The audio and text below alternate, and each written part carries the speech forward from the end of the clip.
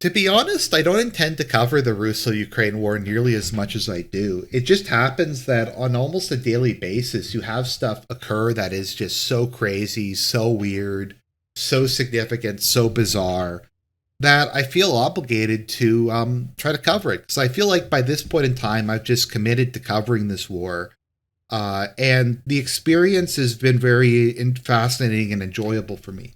The ability to cover history as it is unfolding, perhaps the most significant geopolitical event after the end of the Cold War. We don't know where this is going to end. Maybe this is the most significant event since the end of World War II.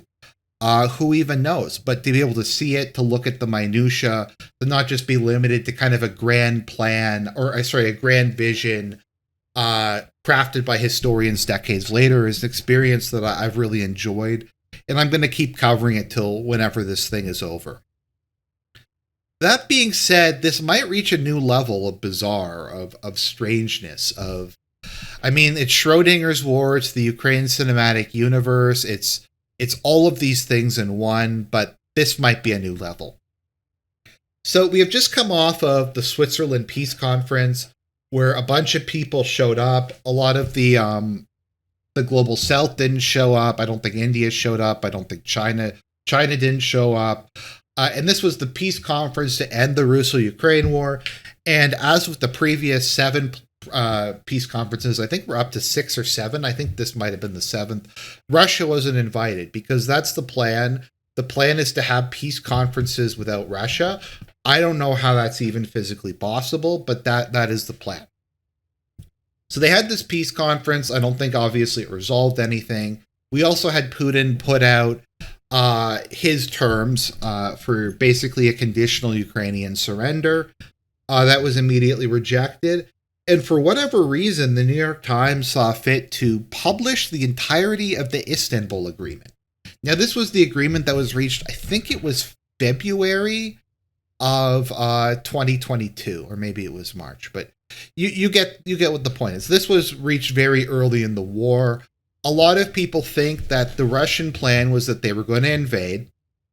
They were going to overrun a lot of Ukrainian territory, maybe collapse the Ukrainian army, and then get them to sign an agreement like this that would achieve their strategic objectives and withdrawal, and that it wouldn't be a long war.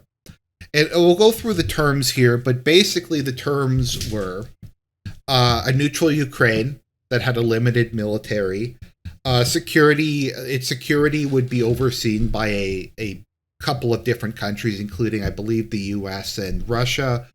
Donbass, I think, would remain part of Ukraine. I'm not sure if this agreement was that. We'll look at that, but would be autonomous, or maybe they would accept it lost. The issue of Crimea would be dealt with at a later date. It was actually a very generous deal, in my opinion, at least. Had they signed on to this, Zaporozhye and her son would not have been taken, and this thing would have wrapped up relatively quickly. But they published the entirety of this, and this is something that Putin constantly brings up. He brought it up during the Tucker Carlson interview. He brought it up the other day. He constantly talks about how this was like a good deal, and both sides had agreed to it. And then Boris Johnson showed up and completely destroyed the entire Istanbul Peace Conference. And I have heard just a lot of people in the West going, Putin's insane. This never happened. It's just making stuff up. It's bullshit. It's not true. There was no peace conference. There was not. But the New York Times has just published the entire thing. So we're going to go through this. I don't really get what the motive is here. Is the New York Times, because this makes Putin look good. This basically confirms everything he's been saying with regards to this issue, at least for the last year or so, or I guess last 2 years. So I don't know why it's published now in the aftermath of the peace conference that Russia wasn't invited to, the aftermath of Putin's ultimatum. But without further ado, let's get into this. Now, I'm going to have to use text-to-speech because this is very long, and I'm not going to be able, my voice isn't going to last throughout it. So we're going to switch over to text-to-speech now. Okay, so let's get started. Ukraine-Russia peace is as elusive as ever. But in 2022 they were talking. Representatives from the warring nations held peace talks in the early weeks of the Russian invasion. They fizzled. Documents from those talks show why any new ones will face major obstacles. By Anton Troyanovsky, Adam Entis and Michael Schwartz, June 15, 2024. A draft Ukraine-Russia treaty from April 2022, published here in full for the first time. And yeah, this is the screen caps of the whole thing. Obviously, we can't read this because I think I'd imagine it's written in Russian, maybe Ukrainian as well, but it includes it along with the notes. I'm not sure if the signatures are there. I can't see this well enough to really tell, but this was it. Published here in full for the first time. A draft Ukraine-Russia treaty from April 2022, published here in full for the first time. With Russia and Ukraine locked in their third year of all-out war, there is no clear path to military victory for either side. Nor are there immediate prospects for a ceasefire and an eventual peace plan, with both sides sticking to a reconcilable position. Well, I thought Ukraine was winning. I mean, the New York Times has said on plenty of occasions that Ukraine is winning, that the Putin is getting blown out, that victory is just if you just pass the 61 billion. But now they're admitting, yeah, it's not going to happen. Positions, yet the issues that would need to be tackled in any future peace settlement are evident, and in fact were at the center of negotiations 2 years ago that explored peace terms in remarkable detail. Documents reviewed by the New York Times shed light on the points of disagreement that would have to be overcome. The document. Once again, I like how this is like new. This has been around for a long time.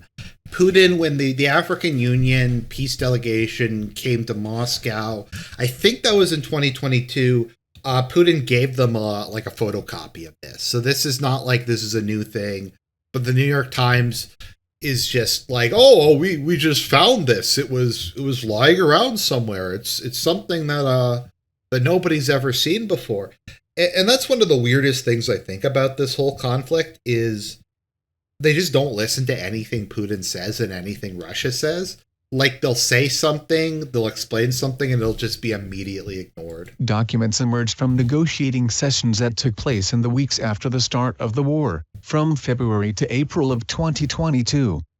It was the only time that Ukrainian and Russian officials are known to have engaged in direct peace talks. The talks failed as both sides dug in on the battlefield, but not before negotiators produced multiple drafts of a treaty that was supposed to guarantee Ukraine's future security while fulfilling some of President Vladimir Putin's demands. Today, even with hundreds of thousands dead and wounded, Moscow and Kyiv appear further from peace than at any other. Hundreds of thousands? I thought Ukraine had only lost 31,000 dudes. Other time since the full-scale invasion. On Friday, Mr. Putin said Russia would agree to a ceasefire only if Ukraine handed over 4 regions the Kremlin has declared part of Russia and dropped its NATO aspirations. It was essentially a demand for capitulation, which the Ukrainian government immediately denounced. Ukraine's current demands, a withdrawal of all. Well, I mean, it's a demand for conditional surrender is what it would be. For whatever reason, since World War I, we can't have conditional surrenders anymore. Everything has to be an unconditional surrender, where one side gets completely annihilated. All Russian forces from Ukrainian territory also appear unrealistic given Mr. Putin's apparent resolve and his army's current advantages. This includes the Crimean Peninsula. Now, I know that like some things like that have happened. Even then, though, I don't know if they've ever really been resolved. Like, Korea is just a ceasefire. There was never a treaty. Peninsula, which Mr. Putin annexed in 2014 in a swift operation that he... Okay. But at some point, both sides could return to the negotiating table again, a scenario that is expected to be discussed as Ukraine gathers scores of countries, though not Russia, for a peace conference in Switzerland this weekend. If and when Ukraine and Russia... Like, they seem to be calling out the bullshit peace conference. I mean, I don't know. Maybe this whole thing's really weird. I don't know if this is a snake inning. I don't know what the motivation is here. Russia resumed direct negotiations. The issues raised in the documents produced at the start of the war, including the status of occupied Ukrainian territories and Ukraine's future security guarantees, would remain relevant. Russia initially wanted Ukraine to recognize Crimea as part of Russia. Ukraine recognizes the Republic of Crimea and the city of Sevastopol as an integral part, subjects, of the Russian Federation and, in this regard, shall make comprehensive changes to the national legislation. By April 15, both sides agreed to exclude Crimea from their treaty, leaving it under Russian occupation but without Ukraine recognizing it. Paragraph 1 of Article 2 and Articles 4, 5 and 11 of this treaty shall not... So the treaty is even showing that Russia was willing to leave the topic of Crimea out of this. They were willing to withdraw from Ukraine and give them a ceasefire without the issue of Crimea being settled. Now, obviously, Russia was never going to give it up, but Ukraine de jure recognizing it was not part of the treaty. Not apply to Crimea and Sevastopol. An examination of the documents shows that the two sides clashed over issues including weapons levels, the terms of Ukraine's potential membership in the European Union, and specific Ukrainian laws on language and culture that Russia wanted repealed. Ukraine's negotiators offered to forgo NATO membership, and to accept Russian occupation of parts of their territory. But they refused to recognize Russian sovereignty over them. Ukraine proposed never joining NATO or other alliances. Ukraine does not join any military alliances, does not deploy foreign military bases and contingents. Russia demanded that Ukraine make Russian... So, Ukraine, according to this, Ukraine proposed that. That wasn't even Russia. Ukraine was like, okay, sure, we won't join any international military alliance.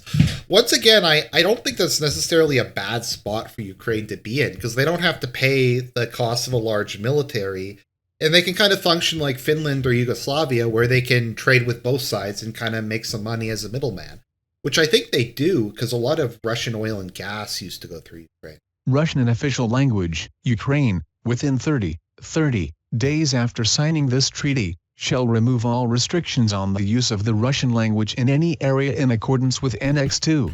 Now, my understanding is after Euromaidan, they decided to pass a bunch of Ukrainianization laws that were aimed at basically destroying the Russian language, Russian culture, and forcing peoples to identify with Ukrainian identity instead of Russian and stuff like that. So honestly, though, like having bilingualism in Ukraine, I think makes sense, given how much of the population speaks Russian. It's like how we have bilingualism in Canada because of Quebec. Seemed open to such a deal, but eventually balked at its critical component, an arrangement binding other countries to come to Ukraine's defense if it were ever attacked again. UHCTAUEH. The sticking points that kept Russia and Ukraine apart. Documents from 2022 shed new light on what prevented Ukraine and Russia from ending the war, and what would complicate a future negotiation. At the time, little about these peace negotiations was known, and what has leaked out in the 2 years since has been shoehorned into wartime talking points by each side. Mr. Putin contends the West pressured Ukraine to reject a peace deal. Ukraine's foreign ministry says that if Russia wanted peace in 2022, why had it attacked Ukraine in the first place? So that's not on Ukraine's side. That's not really an explanation for why they didn't agree to the deal. But there was another deal. I think it was Minsk, that they tried to reach in 2021, and this occurred after repeated rounds of negotiation had fallen through. Place: The Times is publishing the documents it obtained in full. They are treaty drafts dated March 17 and April 15, 2022, showing the two sides' competing proposals and points of agreement. And a private communique at in-person talks in Istanbul on March 29 that summarized the proposed deal. The documents were provided by Ukrainian, Russian and European sources, and confirmed as authentic by participants in the talks and other people close to them. So all sides involved confirmed that this talks happened, and these were the agreements and these were the negotiating points. Some aspects of these documents have emerged, but most of the material has not been previously disclosed. In addition to reviewing the documents, The Times spent months interviewing more than a dozen Ukrainian, Russian and Western current and former officials and others close to the talks. The https www.nytimes.com/interactive/2024/ include 3 members of Ukraine's negotiating team. Many spoke on the condition of anonymity because they were not authorized to discuss the negotiations. We managed to find a very real compromise, Oleksandr Chalyi, a member of the Ukrainian negotiating team, said at a panel discussion in Geneva last December. We were very close in the middle of April, in the end of April, to finalize our war with some peaceful settlement. Now, I was paying attention back in 2022. I don't remember any of this being published in the Western media. I could be wrong. I might not just have been watching the right sources. I didn't hear that these talks were underway, that there was a tentative agreement, that any of this stuff was going on. And now it's just all well, I mean, it's come out for years. Putin's been referencing this for years. But on Feb 28, 2022, aides to Poland's president met a group of senior Ukrainian officials at the border and ferried them by helicopter to a military base near Belarus. The Ukrainians then entered Belarus on their own and met a delegation of Russians led by an advisor to Mr. Putin, Vladimir Medinsky. It was an unusual moment in the history of warfare, the start of direct talks between the invaders and the invaded, just days after Europe's biggest war of aggression in 3 generations had begun. Some of the Ukrainian negotiators who spoke to the Times thought that Mr. Putin had come to the table so quickly because he never expected his army to stumble so spectacularly. But as far as they could tell, the Russians sitting across from them had little sense of how badly their troops were doing.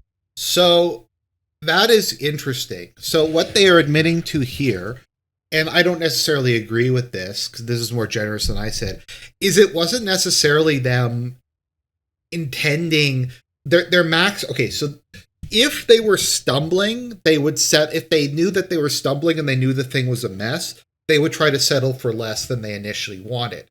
But if they didn't think they were stumbling and they thought they were winning, then this represents their maximal optimal demands. It doesn't represent them taking a compromise. So that is as interesting. So this would imply that once again, the demands we're going to see here are the maximal demands. They're what Russia wanted, and they weren't a compromise that was offered because of how much trouble the invasion was having. Doing. https www. Reznikov. When Alexei Reznikov, the Ukrainian defense minister at the time, said his side had tallied 3,000 Russian soldiers killed in action, Mr. Medinsky appeared surprised and looked over at the top Russian military official at the table. No, we only have 80 soldiers killed, the military official, Alexander Fomin, said. Mr. Reznikov recalled. The negotiators soon shifted to video calls, with the Ukrainians dialing in from a conference room at Mr. Zelensky's presidential offices, Ukrainian negotiators said, or, a few times, from an underground bunker. Ukraine made a significant concession. It was ready to become a permanently neutral state that would never join NATO or allow foreign forces to be based on its soil. The offer seemed to address Mr. Putin's core grievance, that the West, in the Kremlin's narrative, was trying to use Ukraine to destroy Russia. An early draft, though the two sides engaged in regular video sessions after meeting in Belarus, a treaty draft dated March 17 shows how far apart they remained. The Times reviewed an English-language version that Ukraine provided to Western governments. Ukraine sought Russia's assent to international security guarantees, by which other countries, including Ukrainian allies who would also sign the agreement, would come to its defense should it be attacked again.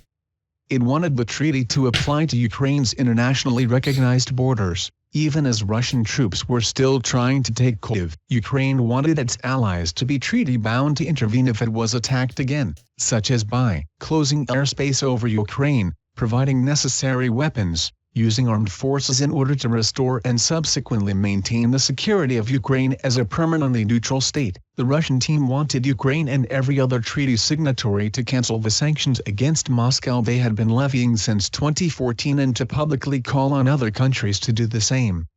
Ukraine was to cede its entire eastern Donbas region and recognize Crimea as part of Russia. A 7-point list targeted Ukraine's national... Okay, I'm not sure if that was what was agreed upon ultimately, but yeah, so they were demanding that. Yeah.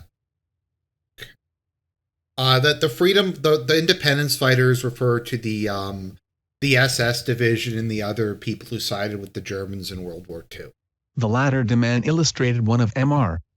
Putin's stated rationales for going to war. He had described Ukraine as an artificial country that should be considered part of Russia. Russia's treaty proposals read like a laundry list of Kremlin demands, including that kind of controlled parts of eastern Ukraine be ceded to Russia's proxy People's Republics. Ukraine recognizes the independence of the Donetsk People's Republic and the Luhansk People's Republic within the administrative boundaries of the former Donetsk and Lugansk regions of Ukraine and, in this regard, shall introduce comprehensive changes to the national legislation. Ukraine shall cancel and henceforth not impose, and also shall publicly call on all states and international organizations to cancel and henceforth not impose any and all sanctions and restrictive measures. Okay, this article's kind of confusing because they said that maybe what they're trying to say is these were the initial demands Russia had, and then they said that the compromise was obtained while Russia still thought they were winning.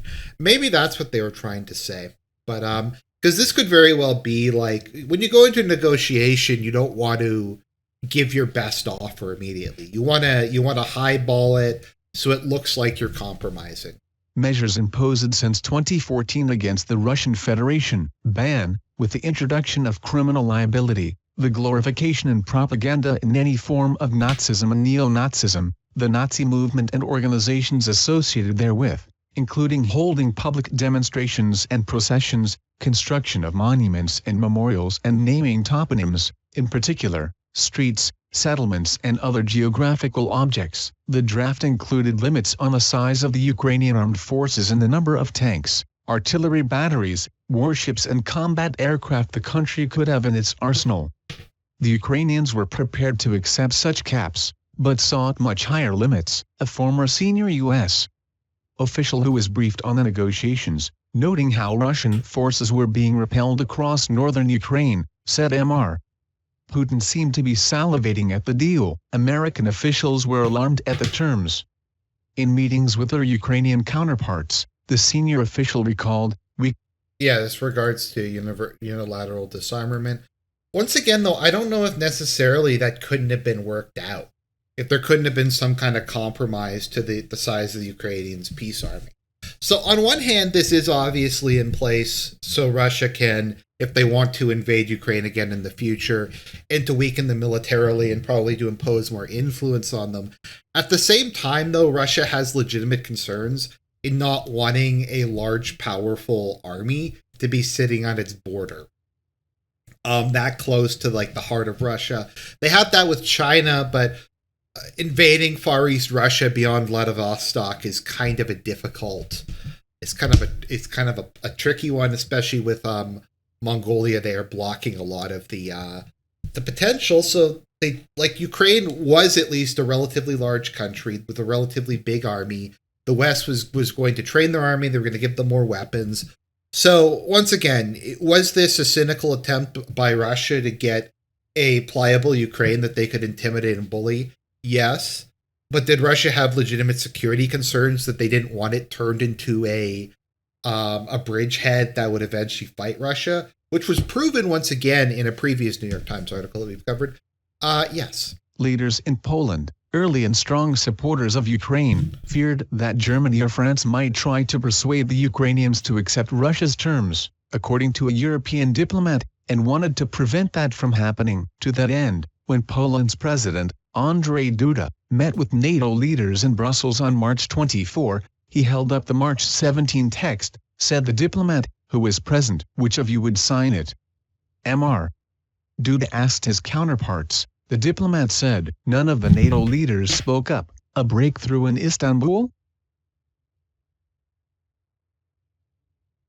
A few days later, on March 29, Russia and Ukraine's representatives met at an Istanbul palace on the Bosporus. To some, the talks felt like a breakthrough driven by Russia's battlefield struggles. After each military setback, a member of Ukraine's negotiating team said, Mr. Putin reduced his demands. A photo released by the Turkish government showed President Recep Tayyip Erdogan at the opening of Ukrainian-Russian talks in Istanbul in March 20. Okay, so now they're saying that this wasn't, I don't know, it's confusing. We'll just keep going and see what it is. They seem to be kind of changing this. In Istanbul, the Russians seem to endorse Ukraine's model of neutrality and security guarantees and put less emphasis on their territorial demands. Afterward, negotiator said Ukraine's offer of neutrality meant it was ready to fulfill those principal demands that Russia insisted on for all the past years. Ukraine summarized the proposed deal in a two-page document it called the Istanbul Communiqué, which it never published. The status of Crimea was to be decided over a 10 or 15-year period, with Ukraine promising not to try to retake the peninsula by force. Mr. Zelensky and Mr. Putin would meet in person to finalize a peace treaty and strike a deal on how much Ukrainian territory Russia would continue to occupy. Zelensky and Putin would meet to hash out final differences. According to the discussions in Istanbul, the parties consider it possible to hold a meeting on 2022 between the presidents of Ukraine and Russia with the aim to sign an agreement and/or make political decisions regarding the remaining unresolved issues. The communiqué, provided to the Times by a Ukrainian negotiator, described the mechanism in which other countries would intervene militarily if Ukraine were attacked again, a concept that the Ukrainians pointedly designated as Article 5, a reference to the Mutual Defense Agreement in Article 5 of the NATO Treaty. To the Ukrainians, binding security guarantees were at the core of a potential peace deal that multiple countries would sign onto. Possible guarantor states: Great Britain, China, Russia, the United States, France, Turkey, Germany, Canada, Italy, Poland, Israel. The guarantor states and Ukraine agree that in the event of aggression, any armed attack on Ukraine or any military operation against Ukraine, each of the guarantor states, after urgent and immediate consultations between them, will provide assistance to Ukraine as a permanently neutral state under attack. But Russian officials sent mixed signals in public. Okay, so let's see. In early April, after Russia withdrew from the outskirts of Kyiv, images of massacred civilians in the suburb of Bitchute, some with their hands tied with white cloth, shocked the world. For Ukrainians, the idea that their country could strike a compromise with Russia seemed more remote than ever, but Mr. Zelensky, visiting Bitchute on April 4, said that I don't know. I don't know how much it is. That kind of sounds like a G-slur op to me.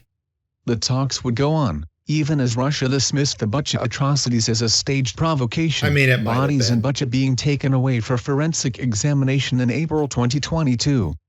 Daniel Baron-Hulick for the New York Times. https www.net.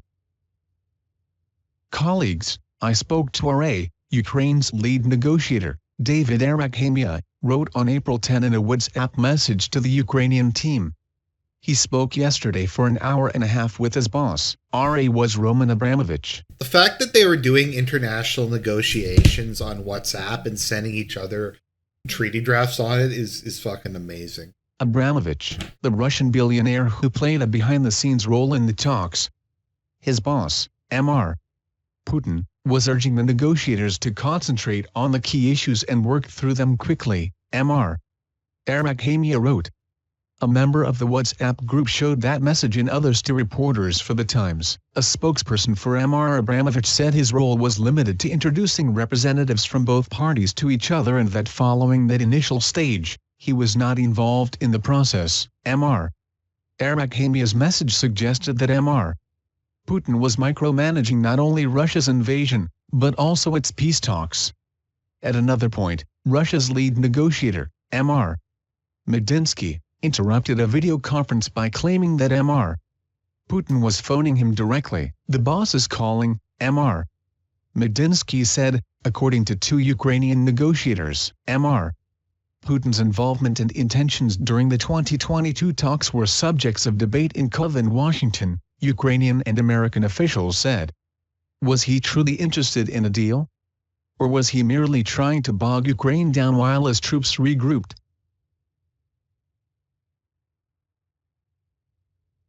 We didn't know if Putin was serious, said the former senior U.S. official. We couldn't tell, on either side of the fence, whether these people who were talking were empowered. One Ukrainian negotiator said he believed the negotiations were a bluff on Mr. Putin's part, but two others described them as serious. On April 15, 5 days after Mr. Abramovich told the Ukrainians about his meeting with Mr. Putin, the Russian negotiators sent a 17-page draft treaty to their president's desk, sticky. Okay, let's see here. Similar to the month earlier version, the April 15 draft includes text in red highlighting issues in dispute. But such markings are almost entirely absent from the treaty's first pages, where points of agreement emerged. Negotiators agreed that Ukraine would declare itself permanently neutral, though it would be allowed to join the European Union. I honestly don't know how that would even work. There's a couple neutral states in the EU, but not too many. So that's optimistic, but that was a big concession on Russia's part. They'd be allowed to join the EU, and whatever the economic benefits or drawbacks of that are, they just have to stay militarily neutral. I think that's a pretty big concession, to be honest. Russia dropped its earlier objections to Ukraine's full-fledged EU membership. The parties to this treaty share the understanding that Ukraine's status as a permanently neutral state is, subject to the provisions of this treaty, compatible with Ukraine's possible membership in the European Union. Much of the treaty would not apply to Crimea and another Tibet-determined swath of Ukraine, meaning that Kyiv would accept Russian occupation of part of its territory without recognizing Russian sovereignty over it. But crucial sticking points remained. Russia wanted the firing range of Ukraine's missiles to be limited to 25 miles, while Ukraine wanted 174 miles, enough to hit targets across Crimea. Russia still wanted Ukraine to repeal laws related to language and national identity, and to pull back Ukrainian troops as part of a ceasefire. Russia's ceasefire proposal declared that Ukraine would need to withdraw its troops on its own territory. Ukraine carries out the withdrawal, return, of units of its armed forces, other armed formations, weapons and military equipment to places of permanent deployment or to places agreed upon with the Russian Federation. The biggest problem, however, came in Article 5. It stated that, in the event of another armed attack on Ukraine, the guarantor states that would sign the treaty, Great Britain, China, Russia, the United States and France, would come to Ukraine's defense. To the Ukrainians' dismay, there was a crucial departure from what Ukrainian negotiators said was discussed in Istanbul. Russia inserted a clause saying that all guarantor states, including Russia, had to approve the response if Ukraine were attacked. In effect, Moscow could invade Ukraine again and then veto any military intervention on Ukraine's behalf, a seemingly absurd condition that Kyiv quickly identified as a deal-breaker. Yeah, that's a complete bullshit. That's nonsense. With that change, a member of the Ukrainian negotiating team said, "We had no interest in continuing the talks." What now? 2 years later, there are still no signs that Russia and Ukraine might return to the negotiating table. They don't mention At a Boris Swiss resort Johnson this here. weekend, Mr. Zelensky will seek to persuade dignitaries from about 100 countries and organizations, including Vice President Kamala Harris, that victory remains realistic. Russia is not invited, and China, its most powerful partner, opted not to attend. Mr. Zelensky has pledged to keep fighting, describing his peace plan as one in which Russia withdraws from all of Ukraine's territory, pays reparations and is punished for war crimes. "If we don't make progress this year, then we will try again next year," Mr. Zelensky privately told the European counterpart. Okay, so let's see here. Mr. Putin in recent months stepped up efforts to stoke Western divisions by portraying peace as having been within reach in 2022. and saying he was prepared to restart those talks. Ukraine's leaders have dismissed Mr. Putin's statements on the subject as deception. Putin is a habitual liar, and his recent rants are no exception, Ukraine's foreign ministry said in a statement. Well, I mean, but it's true. Like, this whole article says that, yeah, there was within reach in 2022. Now, what they don't include here is the ultimate person who ruined the peace talks was Boris Johnson, who came in and said, look, we're going to give you everything, Ukraine. All your dreams are going to come true. You don't have to accept any kind of compromise. Just trust me, bro. I'm Boris Johnson. I'm the most trustworthy man who's ever lived. It is basically what happened. Now, is the thing that Russia tried to pull with the all guarantors extremely sleazy? Yes. Once again, though, we don't know, like, could the negotiations have gone on? The point is they were close to an agreement. I believe the agreement was actually initialed in the as far as the basic principles were. And they're lying when they say that Putin's lying. What is it that Putin has said that was factually inaccurate? As admitted by the New York Times. Mr. Putin shifted to a harder line on Friday, insisting that he would order a ceasefire and negotiate only if Ukraine withdrew from the 4 regions that Moscow has claimed as its own and dropped its aspirations to join NATO. Even before Mr. Putin's latest demand, experts said it was hard to imagine going back to the kind of deal discussed in 2022. Ukraine is more determined than ever to join NATO, a message it will reinforce when leaders of the alliance meet in Washington next month. Instead, the more likely end to the fighting could be an uneasy truce. Mark Weller, a Cambridge international law professor who specializes in peace negotiations, said he expected leading Western countries to focus on defending Ukraine's future battle line with Russia rather than seek accommodation across it. The Iron Curtain will now fall on the line of occupation administered by the Russians across Ukraine. Okay, so if you want to read that, you can go and read that. I'll try to remember to include a link. But yeah, basically Putin was right about everything. The New York Times is admitting this, and I don't know. Once again, you can say, "Oh, Argent, you're a Russia shill. You're running interference. You're paid by the Kremlin or whatever hope we want to come up with." But this is the New York Times, and this is what they said. So as always, read the article for yourself. Come to your own conclusions. Those are just my thoughts on the matter. God bless everybody, and try to stay safe out there.